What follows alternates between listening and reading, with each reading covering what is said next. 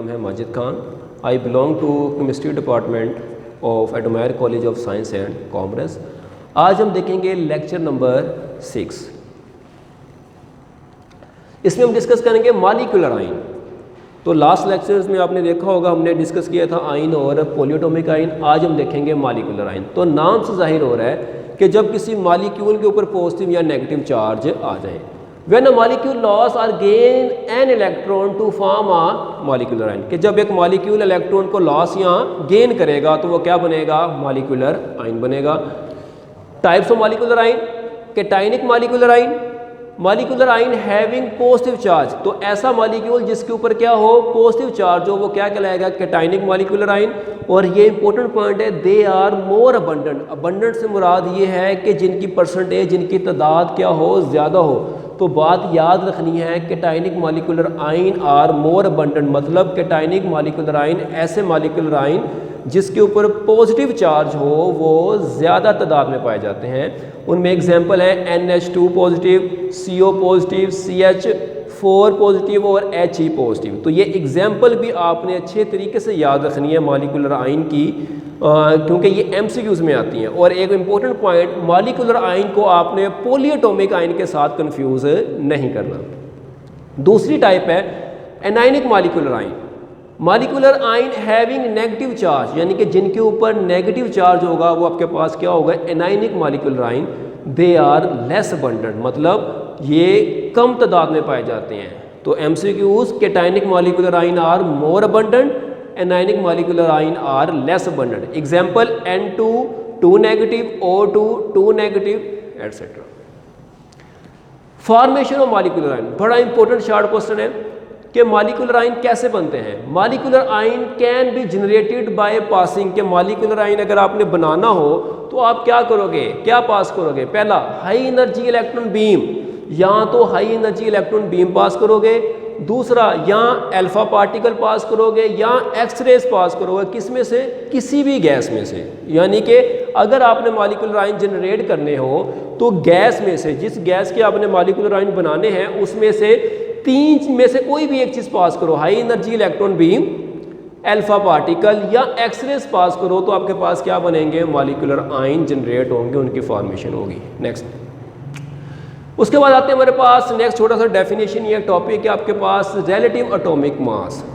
ठीक है, तो ये आपने मैट्रिक में भी पढ़ा होगा। रिलेटिव एटॉमिक मास क्या होता है, it is the mass of an atom of an element as compare to mass of an atom of carbon taken as 12। यानी कि किसी भी एलिमेंट के एटम का मास निकालना, उसे कार्बन एटम के 12 मास के साथ कंपेयर करके वो आपके पास क्या कहलाता है, रिलेटिव एटॉमिक मास कहलाता है।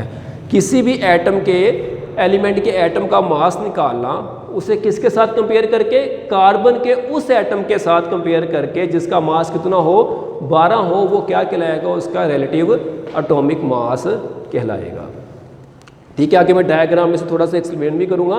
The unit used to express the relative mass is called atomic mass unit. ठीक है, तो इसके जो यूनिट होते हैं उसे क्या कहते हैं, atomic mass unit, AMU। Why we use relative atomic mass, gram या किलोग्राम क्यों नहीं इस्तेमाल करते हैं इसके लिए। The masses of atom are extremely small, we do not have any balance to weigh such an extremely small mass, that is why we use relative atomic mass. के atom का मास बहुत ही स्मॉल होता है कि हमारे पास अभी तो कोई ऐसा बैलेंस ही नहीं बना कि हम उसे उन बैलेंस के ज़रिए मास को मेजर कर सके। इसी वजह से हम उसके लिए जो यूनिट इस्तेमाल करते हैं वो क्या करते हैं, रिलेटिव एटॉमिक मास वाले। तो ये पहले भी मैं आपको इसका रिलेशन बता चुका हूँ कि 1 AMU, 1 एटॉमिक मास यूनिट किसके बराबर होगा, 1.661 मल्टीप्लाई बाई 10⁻⁻27 किलोग्राम।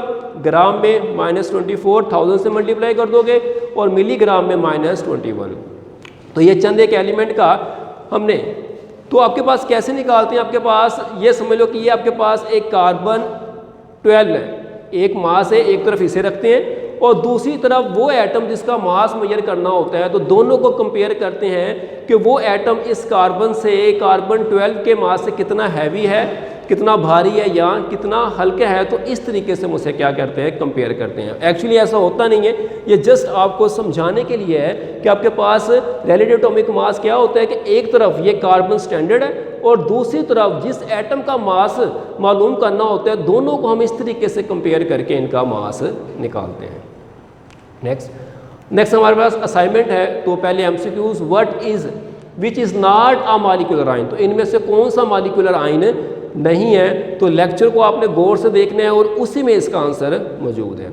दूसरा 1 AMU is equal to option A 1.661 multiply by 10⁻⁻27 kilogram, B है -10⁻⁻24 ग्राम, सी है 10⁻⁻21 मिलीग्राम और डी ऑप्शन है ऑल ऑफ दीज। तो इसका भी आंसर लेक्चर में है।